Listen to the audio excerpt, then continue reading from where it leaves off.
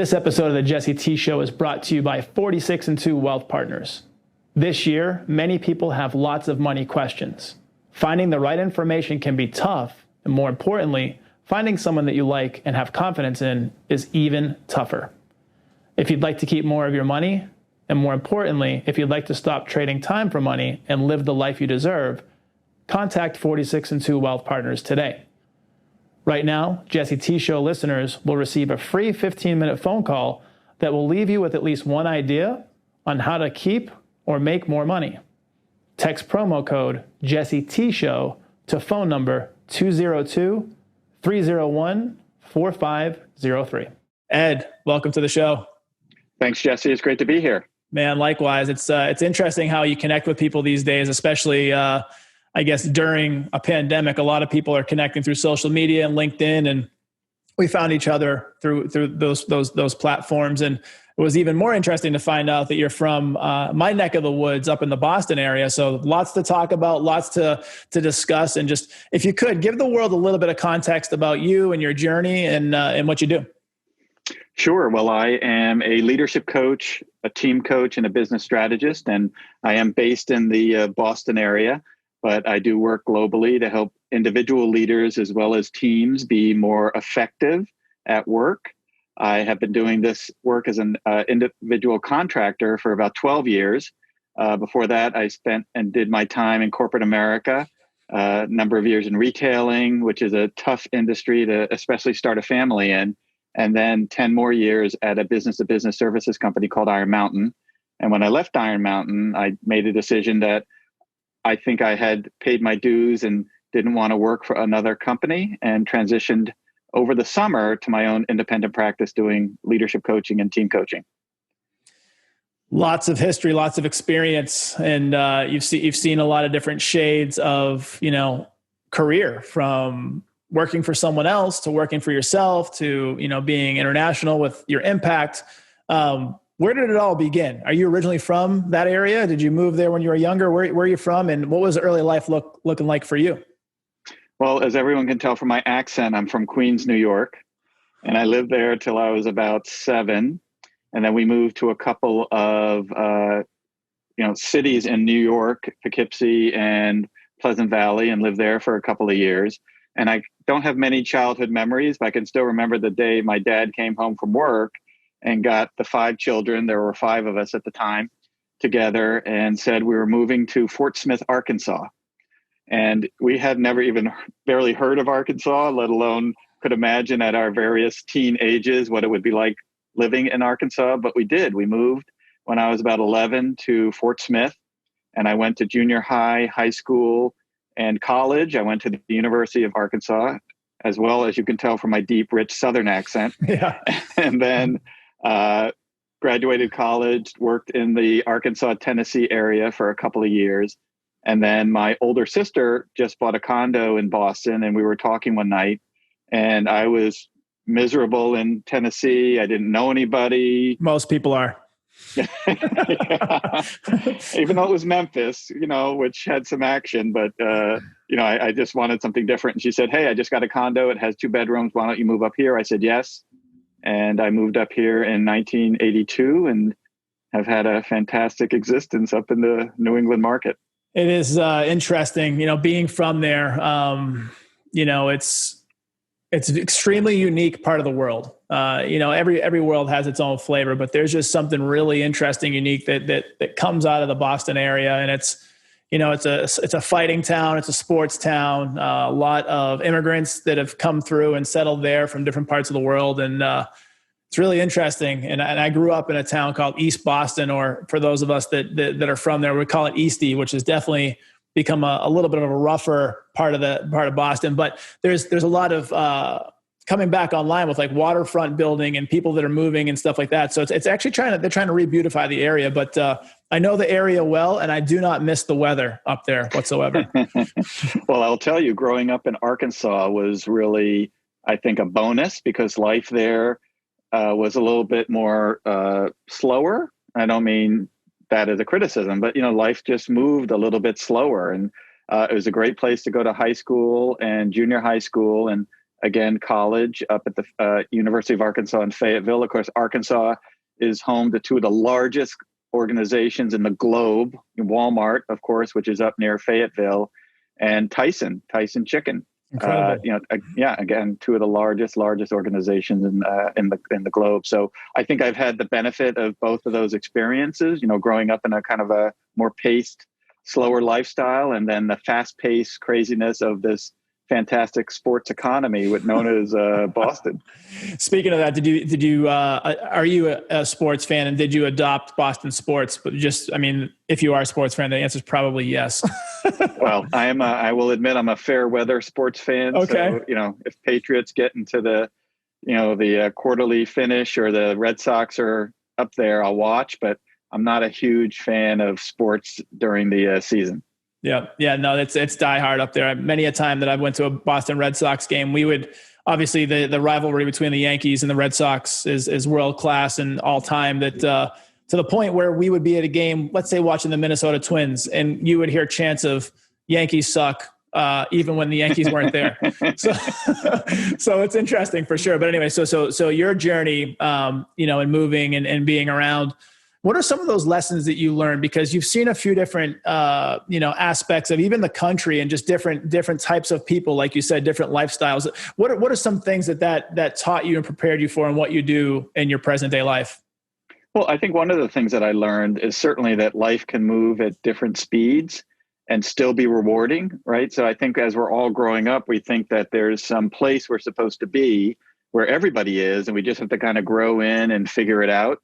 Yet I think that whether you grew up and retire in Arkansas, or you grew up and retired in Boston, the life you live and the pace you lead can work, right? That there's not just one answer out there. So, I think it provides me that benefit. What I work on with clients today, and one of the topics we talk about often, is the power to pause. And in very fast-paced parts of the country, and especially, and everybody talks about the East and how fast-paced they are, right, versus the West and how grungy they are, right? So there's these two differences in respect to how people see each other. The power to pause and reflect a little bit before moving forward, and then fixing errors later, can be extremely valuable. So that's something I try to apply now. One of my favorite quotes is from Stephen Covey, and in his book, The 5 Habits of Highly Effective People. Habit number 5 is seek first to understand, then to be understood. Yep. And unfortunately, a lot of us do the opposite. We first want to be understood, and then maybe if we have time, we'll try to understand your perspective. Yet if you do understand people first better, your position's going to be better, right? Your arguments are going to be better. Your defense is going to be better. Your discussion is going to be better, because now I know everything I need to know about you. So, those are just a couple of things that I think about or work to include in my own life, as well as, the work that I do with clients. Yeah, it's interesting. I've been on a lifelong journey. I'm a seeker. I'm a guinea pig, a biohacker, someone that likes to try things and learn. I guess, and I just found this out, being a Capricorn, you could tell me how to do it, but I won't listen until I try it myself. So I have to learn how to do things. And one of the things I've learned over the last couple of years is introspection and discernment. And that also came from journaling. And so being able to see what comes up for me and really sit with those feelings and those ideas, and really see, how to implement those. And if it works, great. And if not, but at the end of the day, I think it's like what you said in terms of just really learning about something first and really understanding and what that means for you, and what it means for you could be totally different for somebody else. And so talk a little bit about your first kind of iteration into your career after college. What did that look like? And what was that experience to you? So my parents were both in retailing. So retailing was kind of quote unquote in our blood. So when I was graduating college, I had a business degree, and I interviewed for a number of retailers. And I actually did get a job offer from Walmart. Now, this is going back to 1982.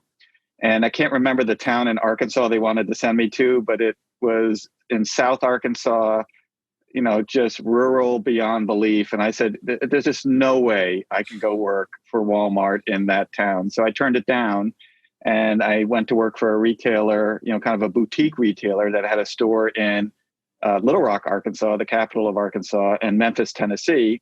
And I went to work there and spent a couple of years there, got transferred to their location in Tennessee. And, and I tell you, Jesse, that, I woke up one morning, I barely had any furniture.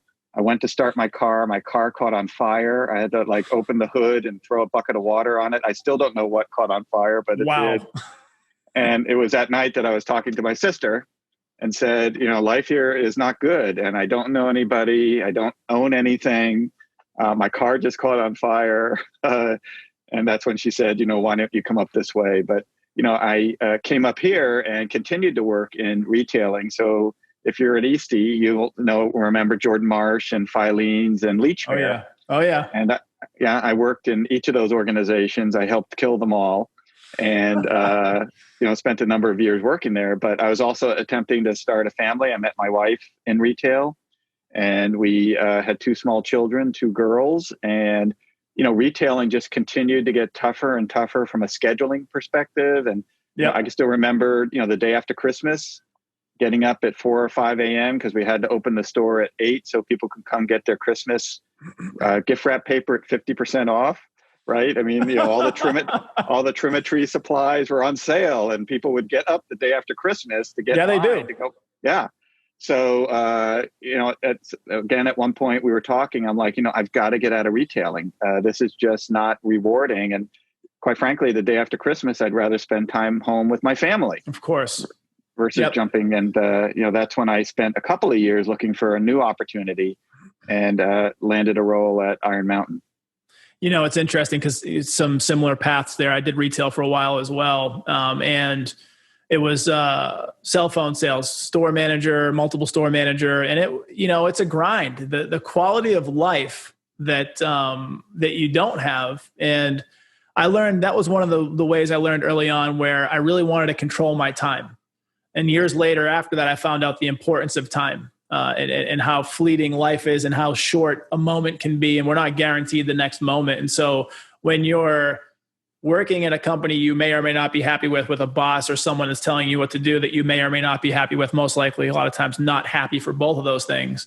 And then you got to leave your family and go do something you really don't want to do. You realize life is too precious to go waste time. And there's other ways to make money and make a living. So it sounds like you kind of felt the same way. Yeah. There's really 3 audiences that you interact with in retailing. One are customers, so when the doors open at 10 a.m., it's showtime, right? Now you have to be on your best behavior and help people.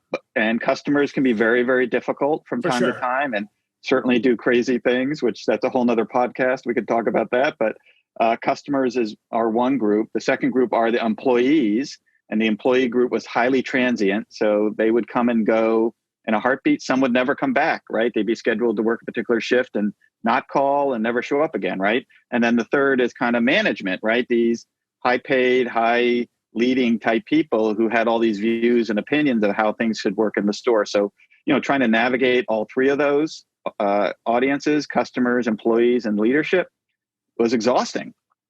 Absolutely exhausting. It is. And then taking away from the things that you'd rather be doing and spending time on working on or working towards, it is exhausting, and I have a sister that's been in retail her whole adult career, and she's about 8 years older than I am. So she's been doing it for 25 years, give or take. Mm-hmm. Does she work in the store, or does she work? Yeah, she works. She's out in Charlotte, North Carolina, and there's Nordstrom, I guess. She's in some management position there, but it's tough. It's a grind. You don't have control of your time, and a lot of times when you get into a management position in those types of businesses, as soon as an employee quits or is let go, the responsibility falls on your shoulders, and now you're pulling doubles or you're pulling weekends and nights, and so it's not super glamorous, but you know what? Some people love it. So anyway, but as far as your transition from retail, was it you just knew right away that you were done, and then is that when you went into Iron Mountain? I did leave retailing to go into Iron Mountain. It took me a couple of years. So I had, what I would call a tough job at Filene's. That was my last retail experience. Which Filene's were you at? So I was based in downtown Boston, right State at Downtown Street. Crossing. Yeah. Right there. Jordan Marsh on one end of the street and Filene's right across the street. I remember it well, man. I've been there dozens of times. Yeah. So I had the great job of being the manager of employee relations. So I had 2 audiences I had to try to keep happy. employees who we terminated for violating company policy and the union. So that alone is a very negative experience. So I did that for a number of years. I don't think I was highly successful at it. And I just said, I need to leave, but rather than just leave and go to another retailer, because at that time I had also already worked at Jordan Marsh and Bleachmere, I said I want to move into some type of corporate type job, a company. And I thought, by moving into a corporate type job, I would have a more normal schedule and potentially a more normal life. So, it took a couple of years. And ironically, it was a leader at Iron Mountain who used to work with me at Bleachmere, who I think helped me get in. I didn't find the job through her, but when I went to interview the first day I went there, I was looking at the mailboxes in the reception area, and she has a very unusual last name. And there was her first initial and her last name. And I said, I wonder if that's so-and-so. And it was. And, I just happened to believe that we had a great relationship at our last company, and she helped me move there. So I moved to Iron Mountain, which is a business-to-business services company. It's a very large corporate entity, global, and it was one of the best 10 years of work I ever had, as a corporate employee. Beautiful, beautiful. And what was some of your responsibilities and takeaways from that role that you had there?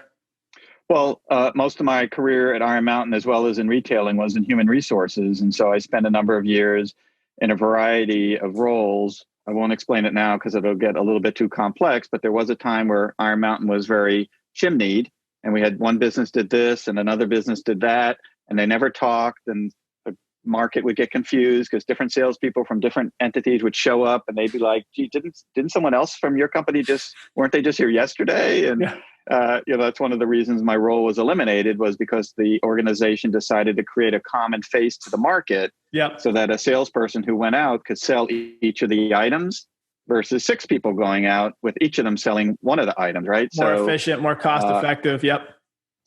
Yeah. So it made sense. And, the island I was on, I could tell as years passed, kept getting a little bit smaller. And then the person who I think helped me get hired there moved on, and another person came in.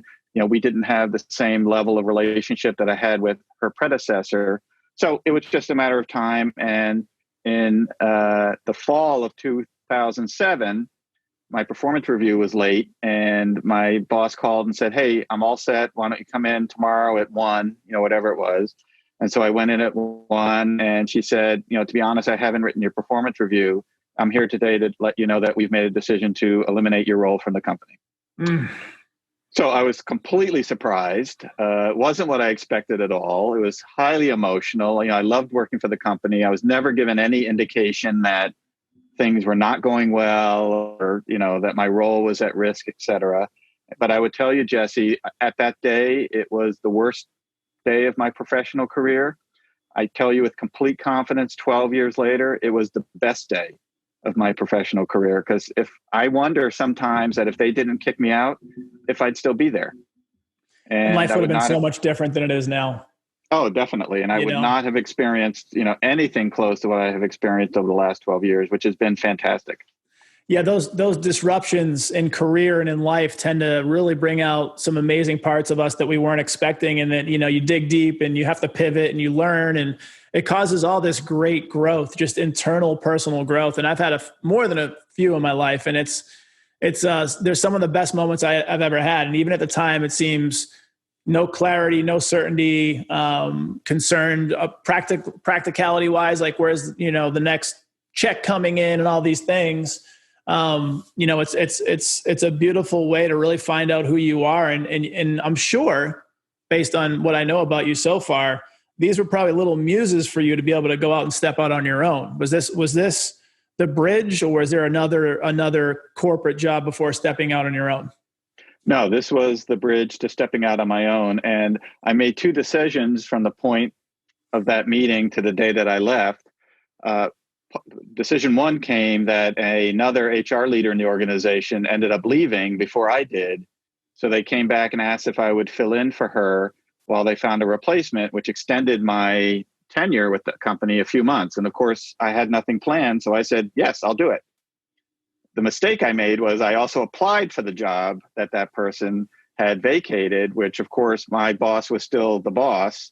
And, the likelihood of me getting it was nominal, but, I just didn't see it, right? It just never struck me that this was a waste of time, that, the goal was to have me exit the organization, and regardless of the roles. But, in my mind, I thought I was, Mr. Valuable. And for whatever reason, they thought I was Mr. Yesterday. So time to move on. So I didn't get the job. Again, I'm highly appreciative that that didn't happen, but I left the job at the end of May of 2008. And I would tell you there are worse times to leave a job than the beginning of spring. And my wife's a school teacher, so we took lots of 3-day weekends. And it was really during that summer of 2008 that I made a decision to transition to my own practice. I hadn't thought about it a lot because up to that point, I thought I'd be employed. So I have had colleagues who knew they were going to be leaving, and a year ahead of their exit started to plan and build their business so that when they stepped out, they already had something. Yep. I do consider myself a classic example of moving from corporate to consulting, starting at zero. No website, no company name, no customers, no training, nothing. Where do I go? How do I start? What are the first steps I need to take? I wanted to still wear the pants in the family, so I knew I needed to make an income. And, that's what this journey, it's not that what this journey has been about, but that's one of the byproducts of the journey is, ensuring that I could still have an income. A couple of things I want to bring up about that. And just, I talk about this a lot as an entrepreneur and as a consultant, and, helping people, a lot of business owners and entrepreneurs within, their financial worlds is, there's this belief that it's a myth and it's a lie where we're taught, even from really the Industrial Revolution and from wartime back in World War II, we were taught to be factory workers. We were taught to check in at a certain time in the morning. And really the school system today mirrors that, where you have an instructor in front of the room and you're in from 8 to 2 or 8 to 3. And they were building these like servant type workers, and they sell you the dream, which doesn't exist anymore. Back in the day, it was the golden parachute. It was you get the golden watch and you get the retirement for life, and those things went away. And so now people that are employee minded, and you can speak to this really well because you've made this transition, the dream that they lie about and sell to you is security, corporate job security. Well, if you work for somebody else, you have zero security, because someone and you've experienced this, they could say, oh, by the way, your position's not here anymore. Mm-hmm. Good luck. And then now you have to go and figure out what life is. And so in my mind, as a lifelong entrepreneur, I've always felt that being able to create my own thing and build my own thing has a lot more security, that someone else just can't rip it away from me. And what you've experienced, you've had to jump out of an airplane like most entrepreneurs without a parachute and figure out how to build that parachute before you hit the ground. That's right. That's right. That's and, incredible. I tell folks that, 20 years ago, layoffs either didn't happen, or if they did happen, they happened in January because they wanted to get through the holidays. They didn't want to lay anyone off right before the holidays. And so in January, in Q1, if there were going to be staff reductions, that's when it would happen. Today, it can happen at any day, at any time, with any person. So it's not surprising if you're at a work company on, March 15th or, November 11th, you get an email from somebody saying, hey, we've decided to redesign the IT department and we're going to be reducing, whatever it might be. It can happen at any time. So, in a book I wrote called Raise Your Visibility and Value, I talk about how in organizations, they are not families, because no matter what somebody can say or do about you, you're still always a family member. They may never ever talk to you again, but you're still a family member. At a company, they could say goodbye and it's over. They never ever have to talk to you again or feel any obligation or relationship. There's no connection to you. So, in companies, in families, the red is blood. In companies, the red is ink. Yeah. And when the ink is red, it's a problem. It's interesting that you went out and became a business owner, an entrepreneur, a consultant in a time, arguably outside of, recently with the pandemic, was the hardest time that we've gone through as a country, with, the mortgage industry tanking and credit default swaps and this whole world of just basically screwing people over and giving mortgages to people that shouldn't have had mortgages. And for someone to be able to start a business during one of the worst economic times of our country, to be able to grow through, now we're facing it again. And these things are cyclical, real estate goes up and down, stocks go up and down. But for you to be able to go in the worst time, what was that like for you? Did you feel any effects of that? Or were you just so tunnel vision had to make it happen that didn't even really affect you when you started your company? Well, a couple of observations I would make. One is when I left Iron Mountain, including vacation time, I had about a year of pay. So that provided me a little breathing room to kind of figure out what I wanted to do next. Once I decided that I wanted to start my own practice, I was all in. And I can tell you with 100% confidence that I'd never say this won't work. I always knew it would work. And I knew it would take time. How much time? Who knew? It took me about, quite frankly, 5 years to get to what I call expenses equaling revenue, right? So before that, expenses were greater than revenue. And I had a very patient spouse who allowed me to navigate through that. Quite frankly, I collected unemployment during that period. And because of the economy you're describing, they kept extending unemployment for a little bit. And I figured, hey, I've been paying into it all these years. I might as well use it to help me bridge from corporate to consulting. And, I just made it work. And so, I think there are 3 stages that exist for an entrepreneur. 1 is where expenses are greater than revenue. 2 is where they're equal. And then 3 is where revenue is greater than expenses and you can actually save. So not only do you cover expenses and, not go on round the world trips, but you can actually save money in a 401k or 401b, whatever type of investment you want to make. So, I always knew it would work. And that's such an important piece to an entrepreneur's success. And it wasn't a blind belief, right? I wasn't saying it's going to work and everyone else was like, no, Ed, it's not going to work. Wake up. It's not going to work. Everyone else thought it would work, right? Everyone else assumed I was doing better than I was. And that's okay. But, eventually I got to that point where revenue exceeded expenses. And, my goal is to maintain that. That is the story for many an entrepreneur, me included, man. And I've had 4 companies in my life. 2 were learning lessons. 2 did really well. This 4th one that I'm doing now is in the really well category. And just scaling and growing. I mean, you go from personal expenses and buying things, for the business on the personal cards. And like you start leveling up and growing to where maybe you get a business credit card or a line of credit or enough cash to where you can be able to stop, what they call piercing the corporate veil, which is really bad to do as a business owner. But like there's growth and evolution that you have to go through. Most people don't have a ton of cash sitting around. Most people don't have, all these tools. They have to learn them and accumulate them as they go. And I think for you, when you started out, yes, you had a little bit of a runway because you had about a year's salary. But as you know, and you've probably found out really quickly, that money, it can go quick when you're running a business. There's marketing, there's leads, there's cost of doing business, there's expenses that you never even expected. And a good rule of thumb, because I deal with a lot of entrepreneurs, is when they come to me and they want to start a business, they say, "Hey, Jesse, this is going to cost me $100,000." I'm like, "No, it's probably going to be between $300,000 and $500,000, honestly." And that's pretty conservative. So for you, when you first started out, what did it look like? Was it a consulting business right out the gates? What were you consulting on? What was that first year of entrepreneurship like for you? So during the first year, my focus was to earn revenue. And so if you said, "Hey, Ed, would you come over to my house on Saturday mornings and wash my car for, $50?" I would have said, "Yes, I'll see you Saturday." Right. So in all seriousness, my goal was, I needed to generate revenue because I do believe that, cash is king. And that in order to, move forward and make progress, you have to have strong revenue. So, the first year was really focused on building my coaching practice, which was the area that was of greatest interest to me.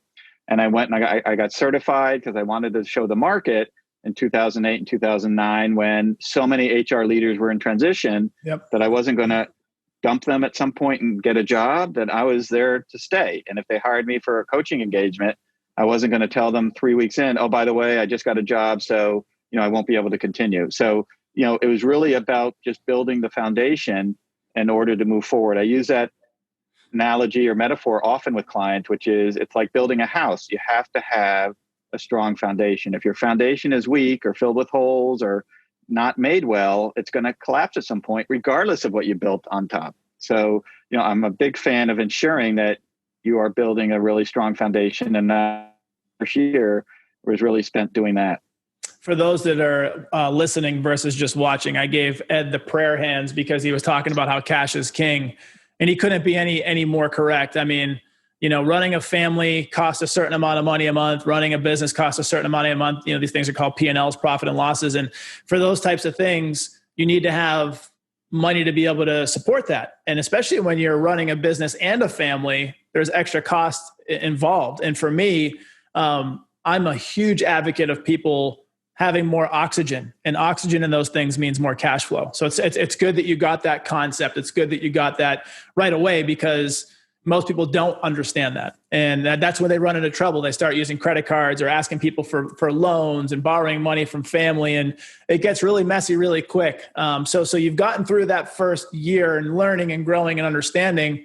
What did the next few years look like for you? Did you really start to because right when you said right around year 5, were you scaling up pretty consistently for the first 5 years? Was there a good year, a slow year? Like, how did the first 5 years look like for you and your business? Well, I think it was a scale-up experience. It did take 4 to 5 years till I got to that second stage of revenue equaling expenses. Yeah. I would tell you that in year 1, while my focus was foundation, in the subsequent years, my focus has been what I call either change or evolution. I mean, I would hope, Jesse, that you're not doing today what you were doing when you first started, right? Correct. So, I have a lot of colleagues who want their business to grow, and I'll say, well, what are you doing today that's different than what you were doing 5 years ago? And they're like, well, I'm not doing anything different. That's what I started to do, and that's what I continue to do. And I say, well, that's our first area to talk about. So while I don't pat myself on the back, I have been savvy enough in watching the market and watching people who are successful. So I've done a few things that I think add visibility to my experience. 1, I've written a couple of books. Yep. 2, I'm hosting a podcast, for the sole purpose really of ensuring that I'm visible in the marketplaces. So if somebody does have a leadership coach they want to hire, or does have a team coach need, or does need a business strategist, I might be somebody they think of. And they can only think of me if they see me in different places where I can present this information and talk about it effectively. So, change, and that's the other thing that I think has just worked really well for me is, and I don't know where I learned it or why I learned it. I'm sure there's a childhood life lesson. Maybe it's moving from Queens to Fort Smith that might have, struck that. But, always looking at what I could be doing a little bit differently than I'm doing today to ensure I can continue to grow and evolve and modify as a contributor to the marketplace. Yeah, podcasts and writing books can do so much for your personal life, your business life, your network, your net worth, so many different things. And I believe in both of those very heavily. Talk about your experience with those. Talk about writing your first book and subsequent books, and maybe some of the context on each of the books, and then also what the podcast has done for you and what your podcast actually is about. Sure. Well, I think it's my goal in life to write 3 books, and I've written 2. The first book was really a reflection of corporate life, and it's called Raise Your Visibility and Value. And it's really about moving from networking to this thing called visibility, which networking is great. And if someone wants to meet you at a local coffee shop for a cup of coffee and chat about how things are going and what they can do for you, that's great. But there's a whole set of other activities that you could be doing to stay visible within your organization and your industry. And I wanted to share that with people. And then, of course, if you're going to be more visible in your organization or industry, you also have to provide value. Somebody who's highly visible, but nobody knows what you do, or nobody knows the benefit of connecting with you, may stop meeting with you, right? So you also have to ensure that you're looking for ways to provide value. And so that book came out in 2017. My second book, called Drive Your Career, came out on September 22nd of 2020. And that's really a reflection of my last 12 years as a leadership coach. And so I just noticed, and maybe it was one of those moments in the shower where I was thinking about something and the epiphany hit, where there are certain stories that I share with clients or that clients share with me that were very consistent. And no matter whether you were an attorney or a pharmaceutical engineer or a manufacturing vice president, these stories impacted you, no matter what you did, right? So I started to make note of what they were that were coming up very organically. And Drive Your Career are 9, ideas, lessons, behaviors, whatever you want to call them, that people need to think about in order to move from the passenger seat of your career, which is somebody who's just there and it just unfolds, to somebody who is a driver and knows where they want to go and what they want to do and realize they have to do things to get there. My third book, I think, is going to be based on my podcast. So as you could probably attest to, the podcast experience has unfolded in ways that I could never have originally imagined. And I am learning a lot as a host about being brave at work. And this is an area that I thought many of my clients needed me for, even though that's not why I was hired. They needed to have conversations that they had not had, or they needed to do something they had not done. And one of the emotions they felt were bravery and a fear to do it. And so I'm learning a lot from these folks that I'm talking to. And so I think in my next book to put together some lessons and observations from the real world on what bravery looks like and things that you can do to take action when it's needed or to say what needs to be said when it's needed. Yeah, we have a lot of similarities. It's great talking when you find out more about people because, the podcast that we both do, you do yours respectively from mine, it's different, but I've been doing mine for 2 years and I'm actually starting a second podcast. So with this podcast that we're doing here, it's been an amazing way to meet amazing people. And I've always been the type of person growing up in Boston. I used to always talk to strangers and sometimes to almost a detriment to my physical health. But, there was times where I'd walk by someone and ask them a random question and maybe get some insight, maybe get told to screw off. But it was always this weird thing that I had innately in me that I wanted to connect with people and learn about people. And that's what I do on the podcast. And I get to hear amazing stories, amazing journeys. And what it's done for me, just to kind of share with the people that may think about starting a podcast or, are interested in this, it's helped me as a human being be more well-rounded, have better conversations, meet interesting people. And even for my business, which is completely separate from the Jesse T Show podcast, it's introduced me to amazing clients, amazing centers of influence that can help me and I can help them. And it ties back into everything you're talking about, which is the networking, but the level above that, right? Where you're adding value and people want to stay connected with you. And you build these friendships and these relationships that evolve. And I'll have to take some notes from you in terms of the book. I'm about 40% of the way through my first book, and it's called Happy Wealth. And it'll teach people how to become wealthy, but do it happily, which is the trick.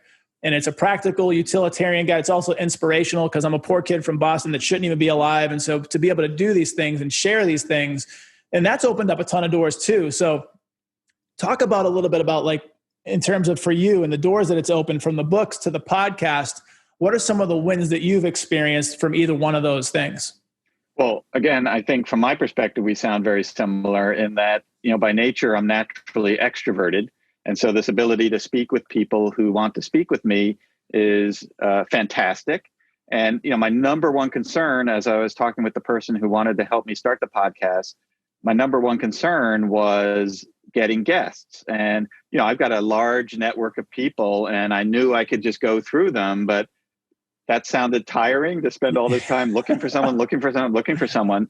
And so unexpectedly, I would tell you, the number one thing that was most unexpected was about 4 months into doing the podcast, I started to hear from people. Yep. Hey, you're doing a podcast, would love to be on it. And today I probably get 2 to 3 maybe outreaches to me per week of people who want to be on the podcast. And bravery at work is something that we all experience, right? So it's a very wide concept, yet it's very personal in respect to how you feel about it and what you did or didn't do in order to make great progress. So everybody has a bravery story.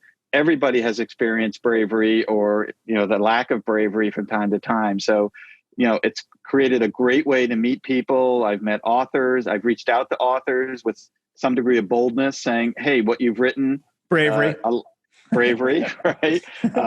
Aligned with my topic. Some have said yes, some I haven't heard from, some have said no, but it just creates a whole relationship. So there's this world of people out there that we overlap with who are podcast friendly that I've now met, right? And I'm building relationships and I'm getting to know people, and it's been a fantastic experience. So it's a very low cost, low technology. Probably the thing it takes up most of is time. Yep. But if you've got the ability to navigate that into your schedule, for those folks that are talking to you about it or want to explore it, I think it's a fantastic experience.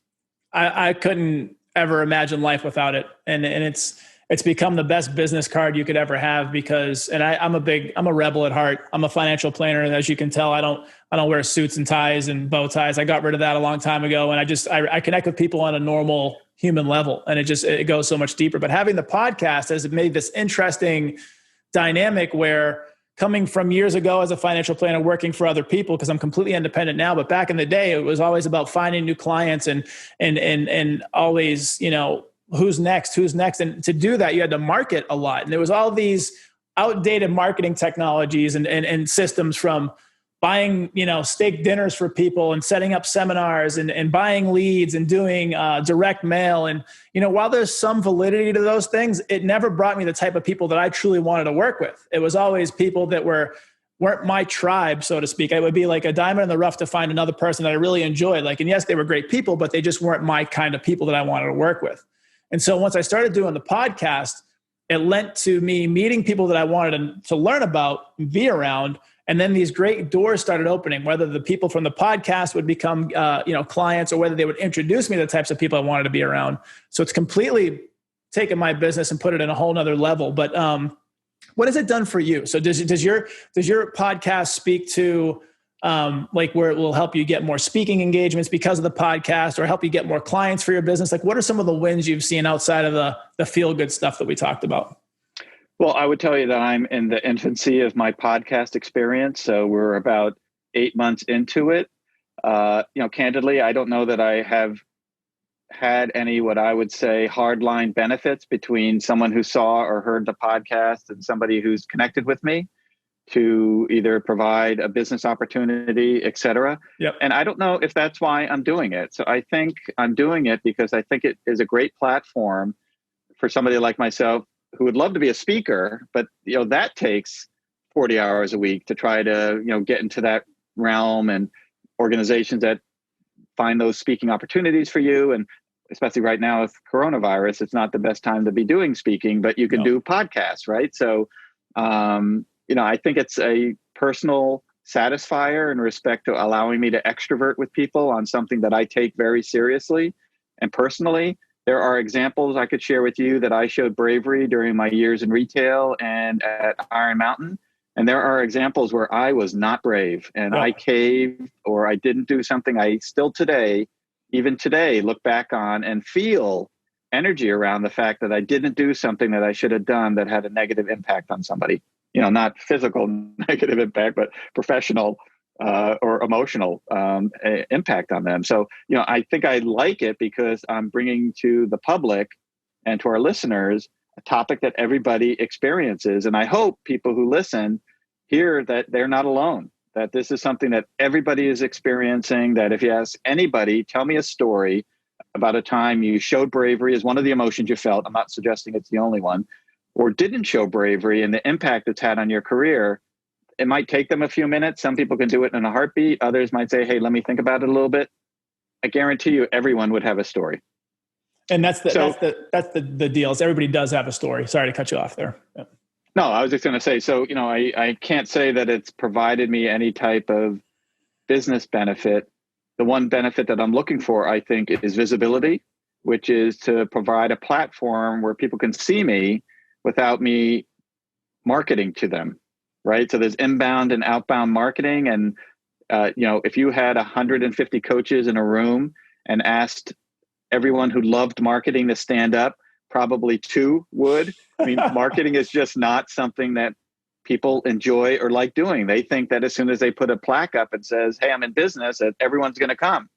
And we both know that that's not how it works. And so I'm not that way. I love being visible in the marketplace. I love talking about coaching, individual or team. I love examples that I can provide of teams and individuals who are doing better because of the changes they've made and how they operate. And, I hope the podcast and my books share some of this information with others that can help them. Well, unbelievable testament to being able to adapt and pivot on a dime, to be able to go through the last 12 years and go through some learning and growing on the job. You're creating something that's going to be, a lifelong, endeavor for you. And it's something that was born out of this need to pivot pretty quickly and knowing what you want to do and understanding that these things make you happy, but also it can help you in business and in life. I mean, I think that's what it's all about. So I know you got to jump in a couple minutes, but I wanted to get some insight really quickly. You mentioned Stephen Covey. Anything that you've learned from him specifically, or other thought leaders or other, people that you've taken something from that's really changed your life for the better, whether it's a book that changed your life, whether it's a specific thought leader, what do you have there? Well, Stephen Covey wrote, I think, one of the first kind of business and personal development improvement books ever, which is The 7 Habits of Highly Effective People. I can't say all 7 habits still apply as beautifully as number 5, again, which is my favorite: seek first to understand, then to be understood.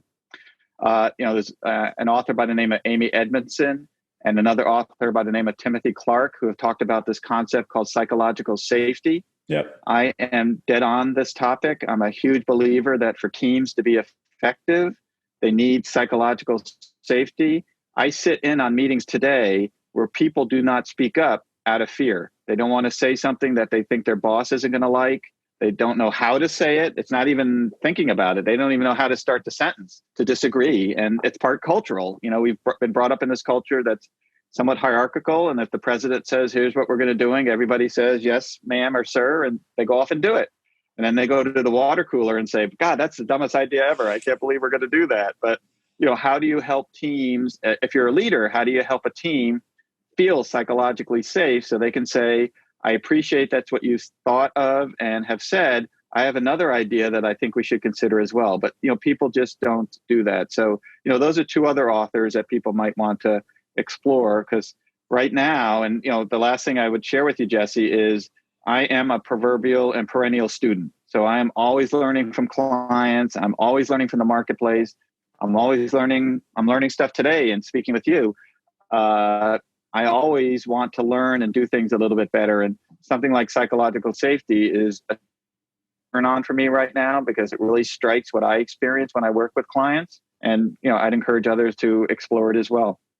Well said, brother. Well put. We'll end it there. He's the amazing, the mighty, the powerful Ed Evarts. I'm Jesse T. Be sure to catch us on next week's episode of The Jesse T Show.